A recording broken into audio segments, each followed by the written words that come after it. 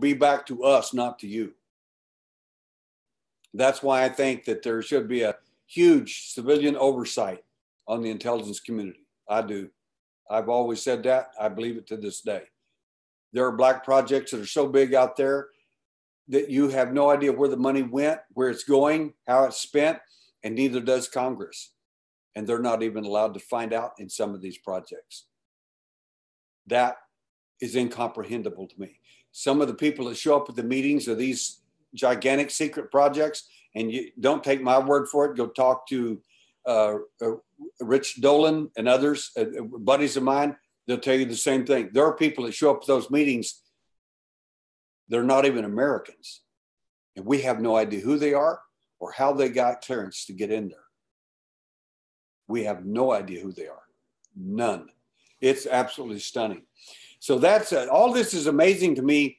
So the December 8th, and now December the 11th, the December the 8th, when they first got taken, they put an ocular implant in a lady's eye, Miss Linda Taylor.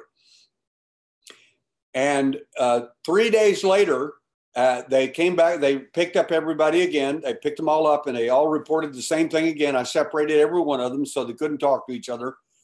And I worked with every one of them individually, and they all report the same thing, same events, same people, same everything they were involved in together. They report. It is absolutely a stunning.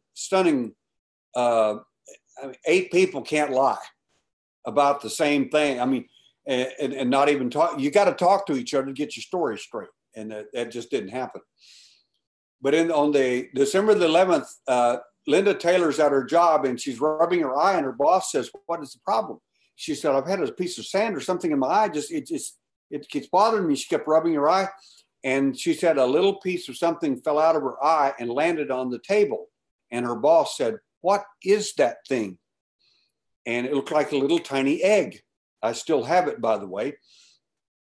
And it's about the size of a grain of sand. And she said, "It's just a grain of sand." And she tried to sweep it away into the carpet off the table. And her boss said, "No, do not touch that." She said, "You put that in one of those containers for film, and you take it to that investigator friend of yours, Mr. Sims, and you give it to him." She said, "I don't want to." She said, "I will fire you if you don't." She said, "I remember what he said. Abductees and contactees destroy evidence and don't even know why they do it. That's why evidence is so hard to find, because they destroy their own stuff." And that's how I got the ocular implant. We had it studied at the University of Houston at the semiconductor lab, and they showed that it just appears to be imagine an egg the size of a grain of sand with the end of it open, as if it were cut open. We think that housed a biological camera, and that they were watching our meeting on December the 10th at the Houston UFO Network. That's what we think. They got the camera back, but I got the housing. So that's at least pretty good. But we got a lot of evidence, Rex, a lot of evidence out of this case.